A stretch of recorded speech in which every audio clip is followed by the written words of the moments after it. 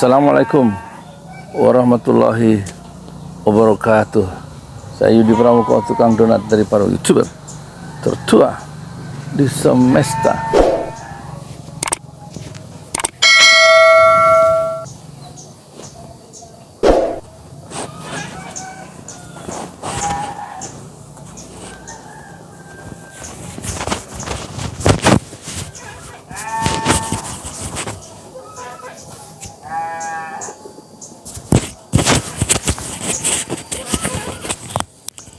Alhamdulillah, wassalatu wassalamu ala rasulillah. Saya mau mempersoalkan kabinet 44 kementerian dan lembaga yang disusun oleh Prabowo yang akan diumumkan saat dia dilantik pada tanggal 20 Oktober. Memahami Prabowo adalah memahami persatuan. Kalau pengen Indonesia maju, kita harus bersatu. Oleh karena itu partai-partai juga gabung menjadi koalisi besar yang disebut sebagai KIM Plus, Koalisi Indonesia Maju Plus. Dan ini persoalannya di situ. Karena Prabowo muda justru tidak ingin memiliki perbedaan terhadap orang-orang yang berbeda pendapat. Dia hilangkan, dia culik, dan sekarang di ujung senja dia bicara persatuan. Dan dulu memang dia bicara persatuan dengan cara menghilangkan orang-orang yang mengkritik kekuasaan di zaman mertuanya Pak Harto. Dan itu yang dilakukan juga oleh Bung Karno. Pikiran-pikiran di masa muda itu tidak akan hilang sampai terbawa di usia senja.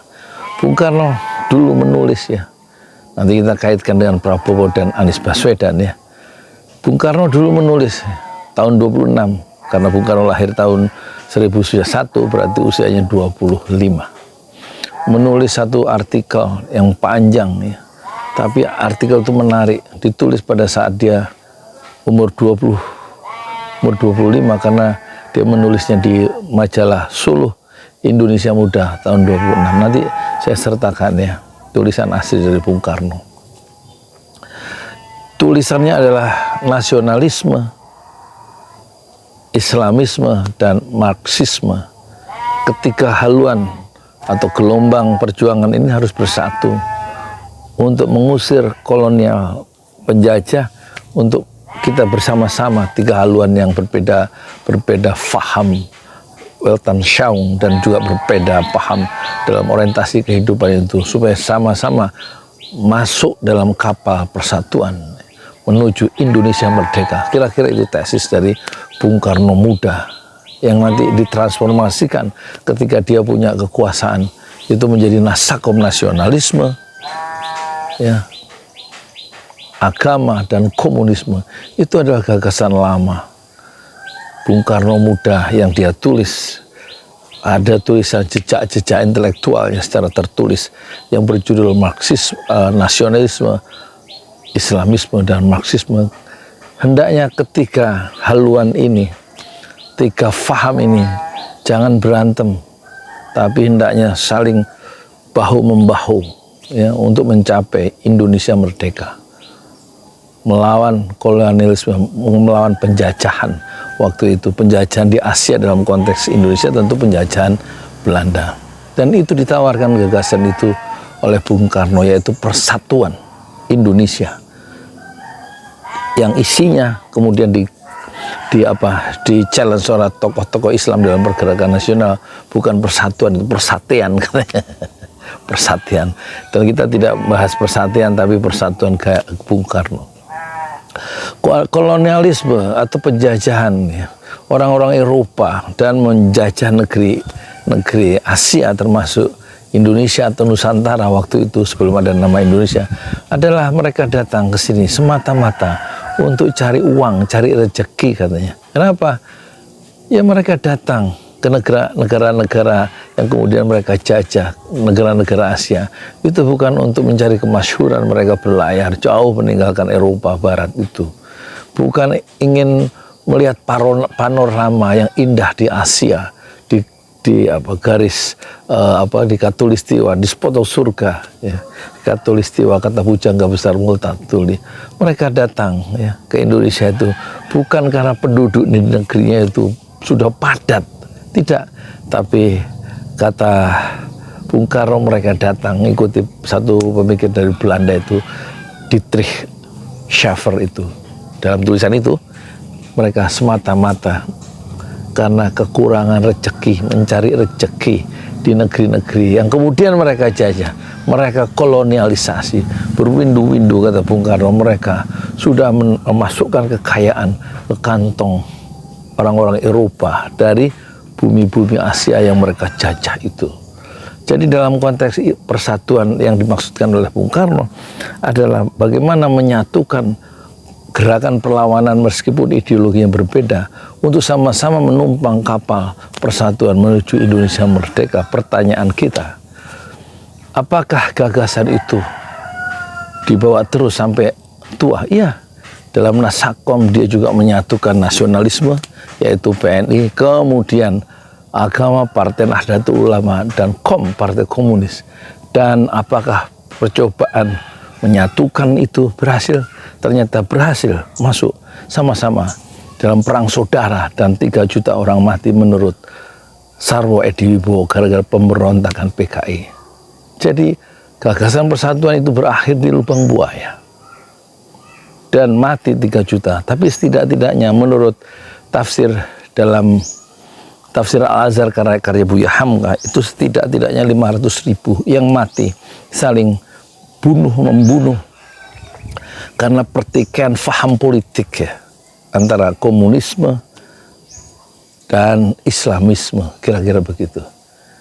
Nah sekarang Prabowo kembali menggaungkan persatuan dan kemudian melakukan koalisi besar sebagaimana dilakukan oleh Bung Karno, melakukan koalisi besar tapi menyingkirkan Masyumi, partai Islam terbesar di era kemerdekaan, yaitu Masyumi, dan membentuk kabinet 100 menteri zaman Bung Karno dan tidak berhasil membawa Indonesia kemana-mana kecuali masuk ke dalam jurang perang saudara, perpecahan dan kemiskinan. Tapi kita harus hati-hati melihat gagasan Prabowo yang ingin persatuan. Apakah gagasan persatuan yang dimaksud Prabowo adalah koalisi besar? Dan tentu tampaknya akan kembali turut serta menyertakan di detik-detik akhir tentu PDIP. Jadi sempurnalah persatuan itu 100% karena PKS juga sudah masuk di situ. Demokrat sudah masuk yang tadinya oposisi di zaman Jokowi. Kita tentu akan menghadapi satu fase, satu masa yang gelap, ya, dari segi perspektif demokrasi karena tidak akan ada oposisi, ya. Dan kemarin kita lihat kecurangan-kecurangan yang melahirkan kepemimpinan nasional sekarang itu mengiringi, ya, lahirnya kepemimpinan baru Pak Prabowo Gibran. Malah Gibran itu dijuluki oleh majalah Tempo sebagai anak haram konstitusi karena rekayasa Mahkamah Konstitusi, ya. Undang-undang atau peraturan Mahkamah Konstitusi yang mengikat, yang istilah final dan binding, ya, dan nggak bisa diubah lagi dan mengikat, yaitu peraturan tanggal 16 Oktober hari Senin nomor 90 2023, dan dia akan menjadi duri dalam daging dalam kepemimpinan Prabowo selama 5 tahun karena menjadi titik lemah untuk diserang oleh kaum oposisi di luar parlemen. Apakah persatuan yang didengung-dengungan Prabowo sebagaimana persatuan di zaman Bung Karno akan berhasil membawa kesejahteraan dan keadilan? Ini yang kita persoalkan. Prabowo jauh-jauh hari setelah terpilih, ya, menjadi presiden, terpilih oleh perhitungan KPU, mengatakan kita mau bekerja membangun Indonesia, mengajak semua untuk bergabung. Kalau yang nggak mau, ya nggak apa-apa. Tapi jangan mengganggu. Kita mau kerja, kita mau kerja, kita mau kerja. Ini satu indikasi dia akan memperlakukan oposisi dengan cara yang kita tidak tahu, tetapi tampaknya dia tidak memberikan ruang-ruang untuk oposisi sebagaimana dia lakukan dengan waktu dia punya kekuasaan sebagai Danjen Kopassus. Dia melenyapkan 10 orang tambah 9.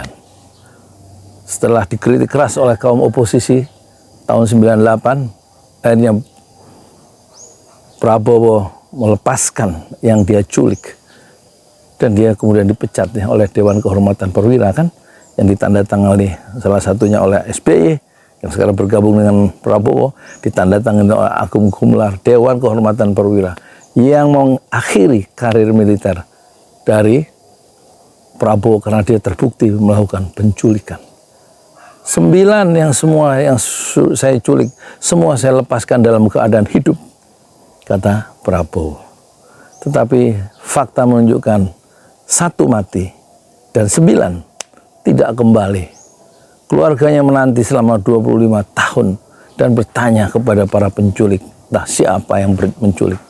Kalau memang sudah dilepaskan, di mana makam saudara-saudara kami yang 9 orang itu?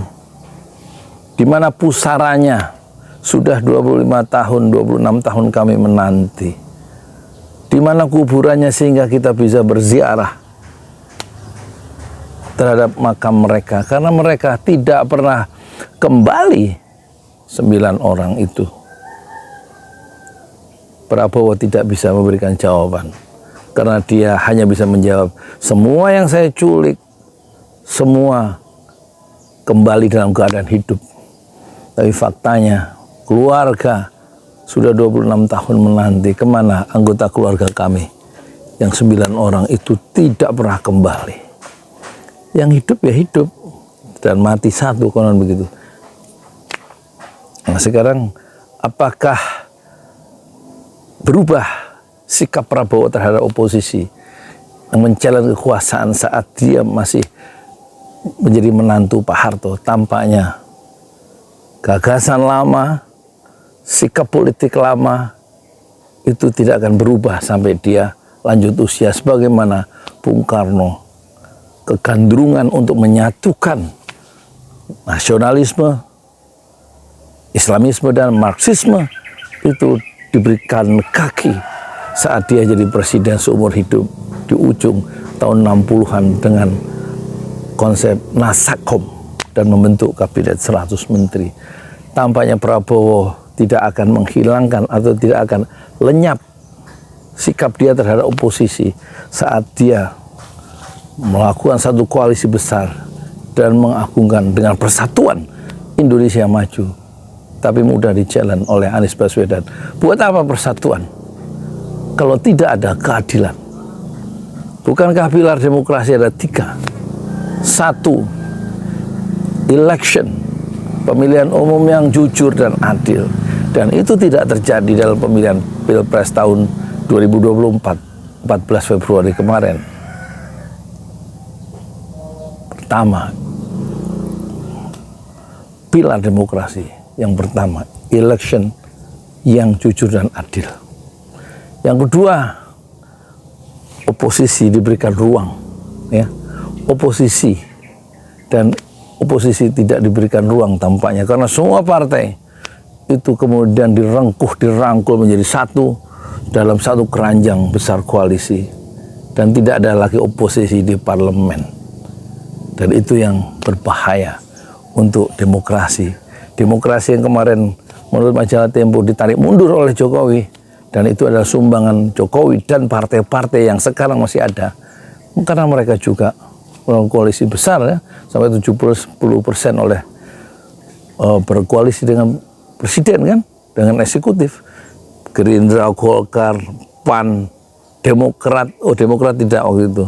Kemudian selain PKS dan Demokrat, ya, apalagi P3, kemudian PKB, Nasdem, partai-partai itu bertanggung jawab terhadap kemunduran demokrasi di masa kepemimpinan Jokowi, karena mereka yang menyetujui undang-undang yang merugikan semua pihak, merugikan rakyat banyak Indonesia itu.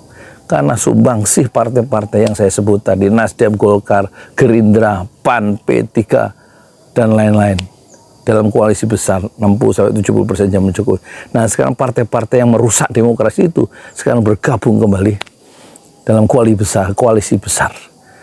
Prabowo, pertanyaan kita, apakah Indonesia bisa lebih adil atau justru tambah rusak?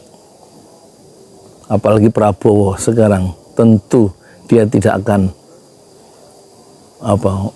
tidak mungkin akan bermusuhan dengan oligarki karena dia adalah bagian part of oligarki itu. Dan yang ketiga, kata Anies Baswedan, ini saya hanya ngutip loh, pilar demokrasi yang ketiga adalah bukan kebebasan bersuara, tapi kebebasan menyatakan pendapat yang berbeda dengan penguasa. Apakah aman ketika nanti civil society meneguhkan posisi politiknya yang berbeda, men-challenge kekuasaan yang zalim misalnya, memberikan satu side argumen tandingan terhadap kepemimpinan baru di bawah Prabowo Gibran? Apakah aman kebebasan menyatakan pendapat itu? Apakah tidak masuk ke rangkeng? Apakah tidak hilang diculik? Ataukah tidak hilang dibunuh? Ya kan? Saya tidak tahu. Tapi dua ekonom politik yang terbesar, yang pengkritik terbesar di zaman Jokowi itu tiba-tiba lenyap dengan alasan sakit, yaitu Rizal Ramli, dan yang terakhir adalah Faisal Basri yang sangat tajam mengkritik kebijakan politik Jokowi. Dan apakah sekarang terjadi kolonialisasi orang mencari makan di Indonesia? Dan bagaimana sikap Prabowo terhadap semacam kolonialisasi itu? Menurut Luhut ada 16.000 proyek-proyek Cina di Indonesia sejak zaman Jokowi 10 tahun. Tepatnya 15.982 proyek Cina.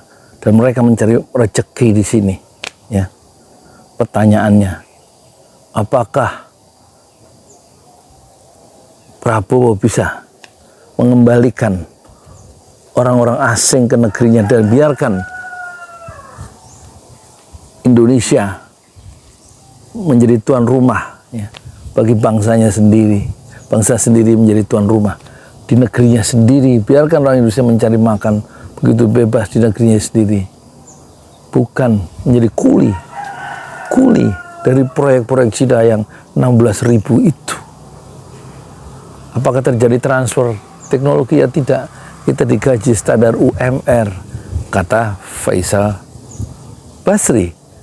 Dan orang-orang Tiongkok yang kerja di sini itu gajinya antara 17 juta sampai 52 juta pakai standar internasional. Tapi UMR khusus untuk tenaga kerja Indonesia yang bekerja di proyek-proyek Cina. Apakah ini adil? Apakah Prabowo bisa memperbaiki keadaan ini? Apakah dia bisa mengusir dalam tanda petiknya kolonialisasi yang terjadi sekarang ini?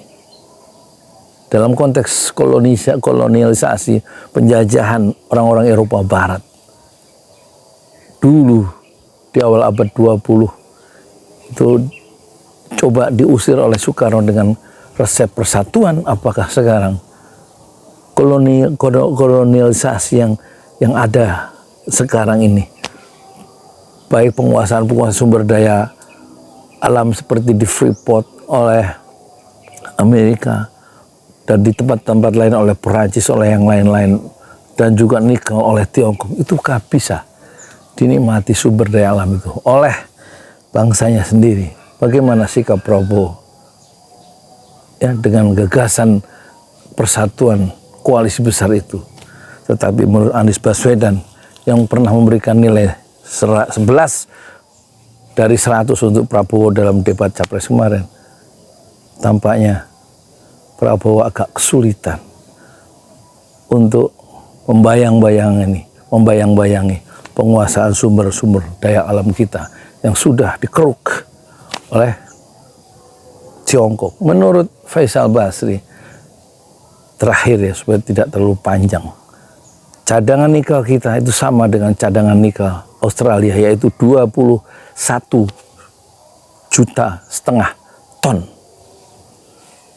Dan cadangan nikel kita 21,5 juta ton. Dan perusahaan-perusahaan proyek-proyek Cina itu 1 tahun berhasil mengeduk dan mengekspor, dikirim ke Cina 1,6 juta ton. Jadi dalam waktu 13 tahun nikel itu akan habis tanpa ada semangat keadilan untuk mewariskan kekayaan alam kita untuk generasi berikutnya. Dan menurut Faisal Basri lagi, ada import ekspor ilegal 5,2 juta ton nikel ke Tiongkok. Tapi dalam catatan Indonesia ekspornya memang nol, tidak ada ekspor. Tapi dalam catatan Tiongkok ada, dia mengimpor 5,2 juta ton menurut Faisal Basri. Jadi ada penyelundupan, dan yang bermain adalah menurut Faisal Basri adalah Bobi Nasution, Erlangga Hartarto, termasuk Luhut. Saya nggak tahu benernya ya, tanya ke Faisal Basri di podcast yang terbuka itu, di Guru Gembul dan di tempat lainnya.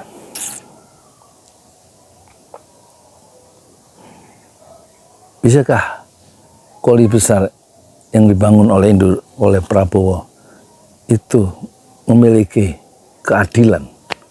Kalau kata Anies Baswedan, buat apa ada persatuan tanpa keadilan? Keadilan adalah kondisio sine qua non, syarat mutlak bagi kebebasan jiwa, bagi kemerdekaan bangsa Indonesia, dan bagi kesejahteraan dan keadilan ya yang akan dirasakan oleh seluruh rakyat Indonesia.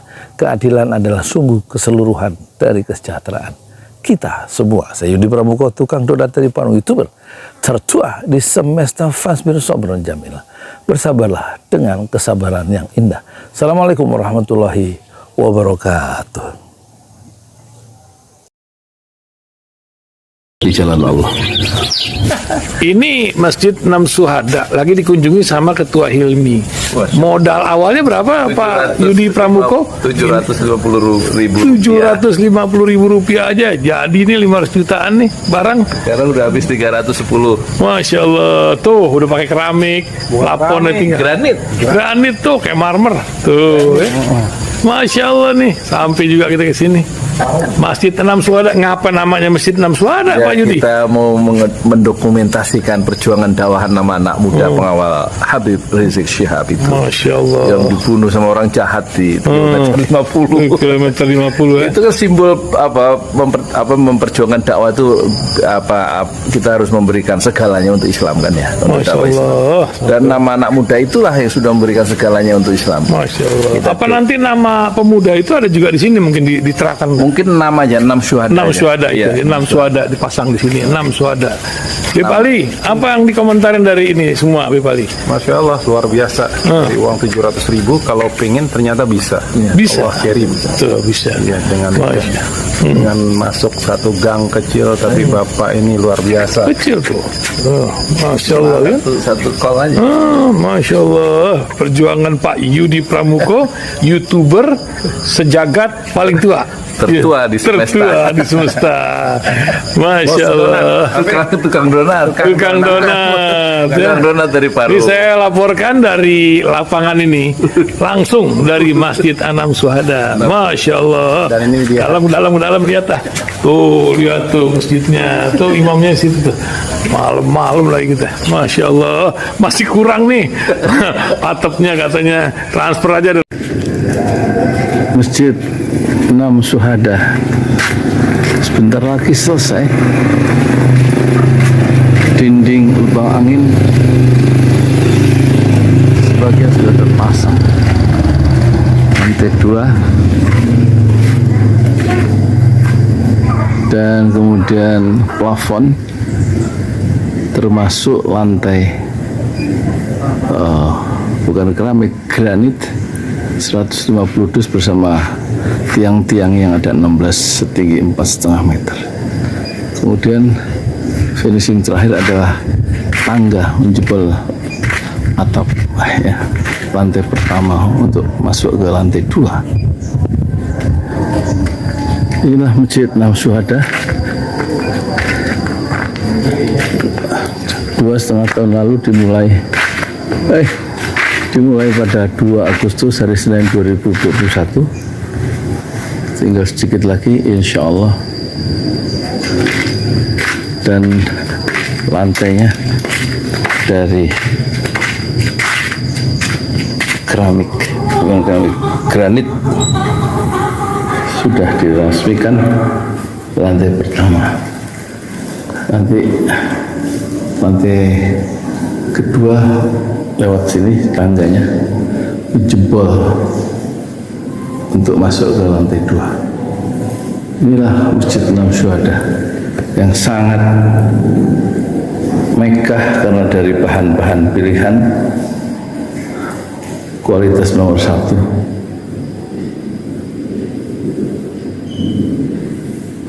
Tinggal sekitar 80 juta lagi finishing lantai atas selesai insya Allah.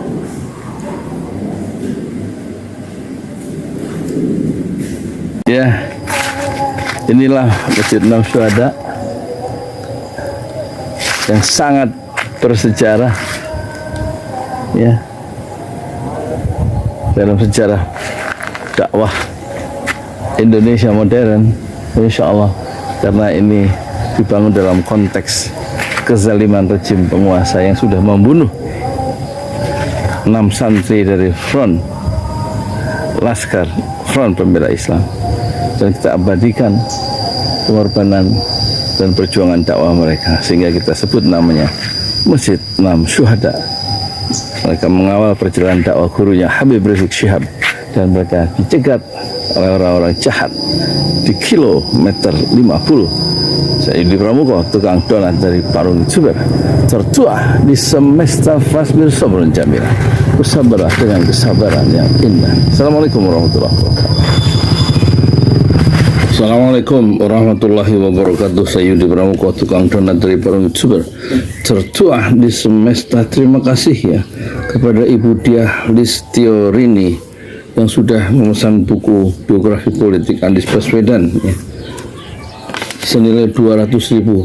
Terima kasih, dan moga-moga bisa cukup sabar ya, karena sedang kami persiapkan langsung 3 naskah, 3 buku. Buku pertama untuk sementara berjudul Anies Menangis di Depan Najwa Shihab, atau judul pertama adalah Selamat Tinggal PKS, Engkau Telah Campakkan Anies Seperti Kucing Kurap Demi Dunia. Bagaimana menurut Anda? Apakah judul pertama atau judul kedua yang lebih menarik? Kemudian terima kasih juga ke Ibu Dini yang tadi, Ibu Diah Listiorini di Semarang ya. Kemudian yang sudah pesan lagi adalah Ibu Dini di Jakarta Timur ya, lengkap alamatnya. Terima kasih juga Bapak Haji Harun Yusa, dan sebelumnya adalah Bapak Nana Suparna yang belum mengirimkan ini ya, nomor alamat. Dan perlu kami tegaskan, harga bukunya sekarang 150.000 dan ongkos kirimnya 50.000 ya. Untuk Indonesia bagian timur ongkos kirimnya 100.000 ya minimal, karena memang mahal ya untuk Halmahera sampai Papua. Harga bukunya 150.000, untuk Jawa dan Sumatera 50.000 ongkos kirimnya. Terima kasih, moga-moga